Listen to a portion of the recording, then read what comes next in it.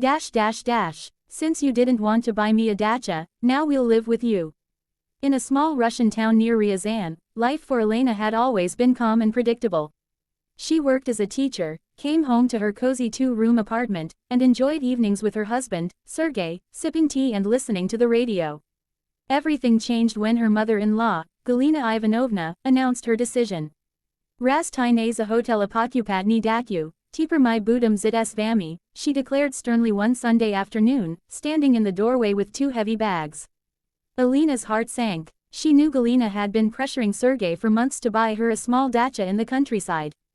But their budget was tight, and Elena had firmly said no. They were saving for their own future, maybe even for a larger apartment. She never imagined that refusing the dacha would mean Galina moving in with them. Sergei tried to soften the blow. Mama, maybe just for a little while, until you find another place. But Galina already unpacked her slippers, set her teapot on the stove, and arranged her knitting yarn on the couch. It was clear she wasn't going anywhere. At first, Elena tried to be polite. Galina was, after all, Sergei's mother. She prepared extra meals, gave her the better spot in front of the television, and tried not to notice when Galina reorganized the kitchen cabinets. But soon, the small apartment felt unbearably cramped. Galina had opinions about everything. Elena's cooking too much salt, her cleaning you missed a spot, and even her job, a teacher's salary. No wonder you can't buy me a dacha. Every evening became a quiet battle. Galina insisted on watching old Soviet melodramas, while Elena longed for peace with her book. At night, Elena could hear her mother-in-law's loud sighs through the thin wall, as if reminding everyone of her presence.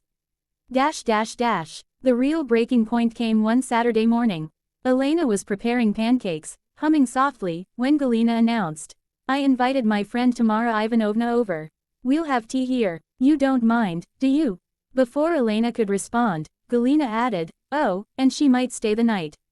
She lives far away." That evening, Elena sat in her own kitchen, surrounded by two elderly women gossiping loudly about their neighbors, sipping endless cups of tea, and leaving crumbs everywhere. Sergei tried to look apologetic, but offered no solution.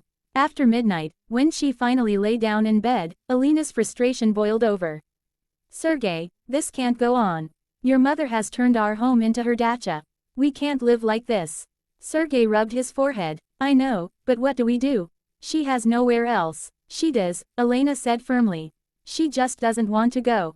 She wanted a dacha, we said no, so now she's punishing us." The next day, Elena made a plan.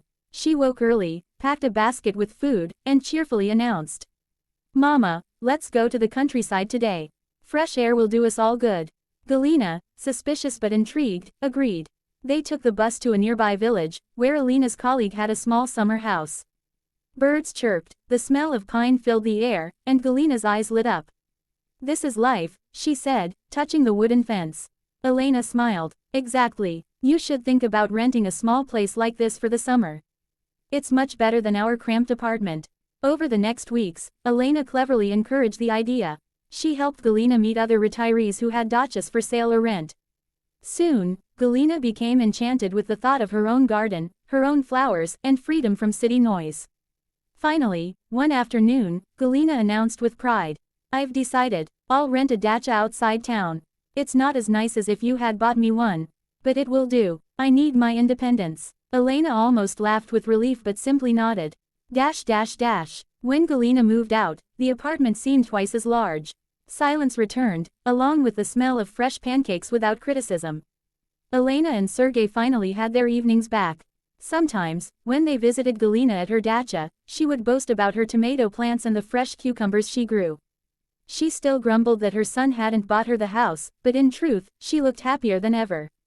And Elena, standing with a basket of vegetables in her hands, thought with quiet triumph. Sometimes, the best way to solve a problem is not to fight it, but to gently guide it toward where it belongs.